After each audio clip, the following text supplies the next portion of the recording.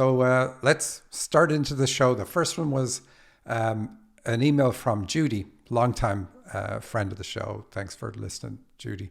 She says, 2 shows ago, you started talking about the joy of Christmas and how that affects the world. You promised you would talk about it in the following show, but you didn't. I would really love to hear your viewpoint on how joy at Christmas affects the world. Is it too late to talk about it? Absolutely not. And thank you for picking me up on that. It was that I was writing that piece and it just got so long. I was thinking, I'll never get to any dreams. And then I split it up. And then the following week, I talked about other things I'd wanted to talk about in that piece, but I forgot that. Anyway, what is it? So if you're a channel, or if you do the things that I do and other people I know do, where we help other people to channel or help clear issues, clear all sorts of things. And if you get to a certain level doing that, you can find yourself being asked by people who work in this field to check them and clear them from entities and all sorts of other things. And that's something that you kind of unwittingly have to learn, or some of us have to learn. Not everybody does, because it doesn't really affect people. But being attacked by entities, or even being attacked by people who are maliciously against you. Now, that's not happening in my case, but I know plenty of people it does. And anyway, the point I was making about Christmas is I was talking to one of these people who's amazing at doing clearings. And he said that it's always interesting how on Christmas Day, nobody seems to get attacked. It's like the people who do the attacks aren't able to get through the amazing barrier of positivity that's around the world, or at least around our part of the world. And so it was really just that comment got me thinking about it. And I wanted to mention it, that feeling of joy and love is an amazing defense. And if you're sitting among people who are feeling joyous and feeling lots of love, you're going to get the benefit of that, regardless of whether it's Christmas or whatever else is making that happen. And that's the planet that is changing.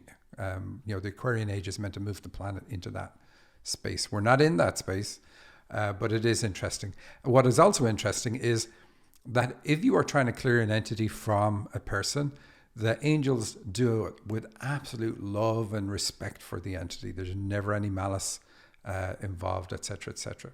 There's good reasons for that. But the fact that they do it with love, like they heal you, the strongest way an angel will heal you and clear anything from you, anything that's like infiltrating you, is to just pump you with love, pump your heart full of love, because entities and other things can't be around in that space. And so when we create that space ourselves, we are very, very protected. Where you see it on a strong personal level is on your birthday. And I do remember, and I know I've said this before, I used to be surprised that there are lots of foods I can't have. But on my birthday, my guides would say, hey, you can have cake, you can have ice cream, you can have whatever. Foods that I wouldn't normally be able to touch because I'll have cancer dreams.